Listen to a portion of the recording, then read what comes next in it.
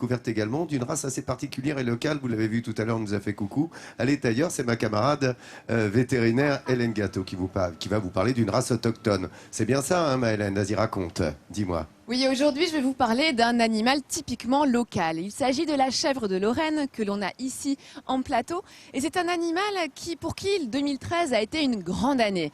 Car 2013 marque la reconnaissance officielle de la chèvre de Lorraine comme étant un animal de race, une race locale à faible effectif.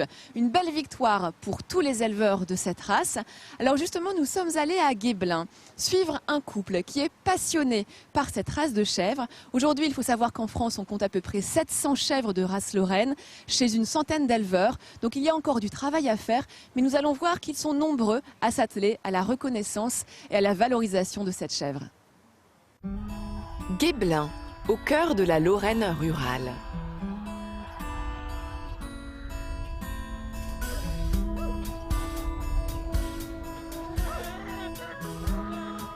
Marie Rémillon est agricultrice et éleveuse. Elle partage sa passion de la terre et des animaux avec son mari. Joseph est berger. Il élève 800 moutons de race Est à laine mérinos. Une race locale, car le couple est profondément attaché à son terroir.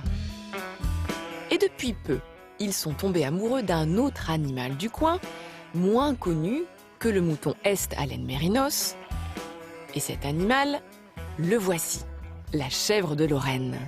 Le casse-croûte.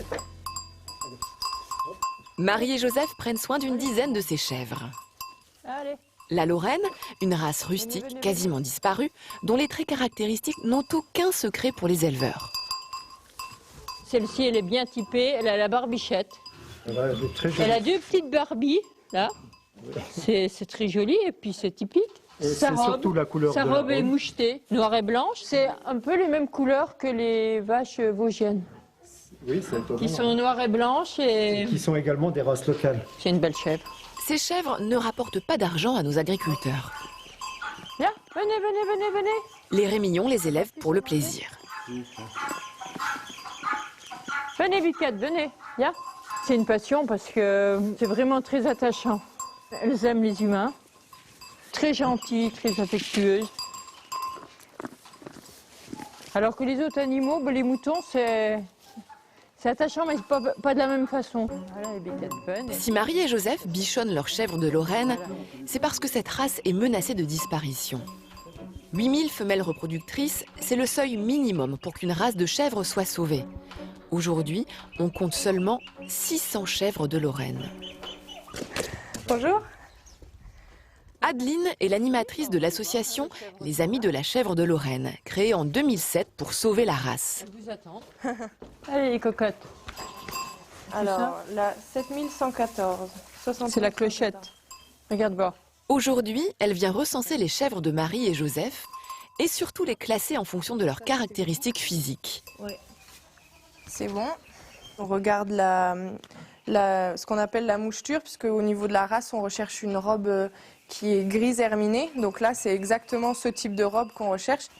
Et si Adeline attache autant d'importance à l'apparence des chèvres, ce n'est pas pour un concours de beauté, mais pour préserver et perpétuer la race. Ouais. Voilà. 66. Elle est petite, ouais. On classe les meilleures chèvres selon le standard et ça permet du coup de sélectionner les chèvres les plus pures et celles qui seront utilisées pour la reproduction et qui du coup, en reproduisant et en donnant de nouvelles chevrettes et de nouveaux chevreaux chaque année, qui vont permettre de perpétuer la race et d'augmenter les effectifs. Depuis la création de l'association, le nombre de chèvres de Lorraine a été multiplié par 6. Le chemin est encore long, mais ce combat fait la fierté des éleveurs. C'est plaisant de savoir que on a des chèvres qui ont été sauvées de l'oubli. De l'oubli, oui. Oui. Non ? Et pour continuer à faire connaître la chèvre de Lorraine, leurs 2 anges gardiens misent aussi sur la jeunesse. Leur ferme accueille des écoliers de la région. La porte de la chèvrerie à peine ouverte, l'effet est immédiat sur les enfants.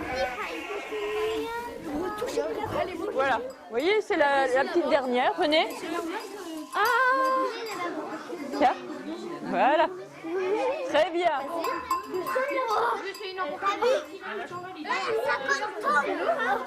Alors, je vais vous montrer ses petites mamelles en dessous quand elle sera grande. Vous voyez, là, elle a 2 petites mamelles. Et quand elle fera des petits, ils ont souvent 2 chevreaux, donc comme ça, ils peuvent venir boire tous les 2. Je peux la porter. Je peux la porter. Mais elle est lourde, hein.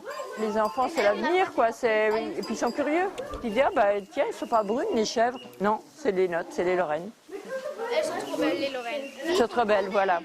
Elles sont si mignonnes. Surtout les petites, elles sont mignonnes. Et regarde comme elles sont en famille.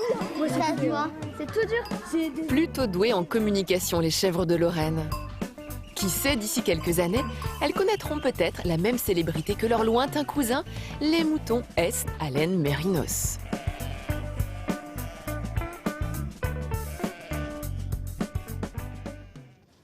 Alors on a vu le quotidien de cet éleveur de chèvres de Lorraine. Et bien regardez, aujourd'hui j'en ai 2 sur le plateau. Julie et Juliette, c'est l'année des J, ce sont des chèvres de l'année.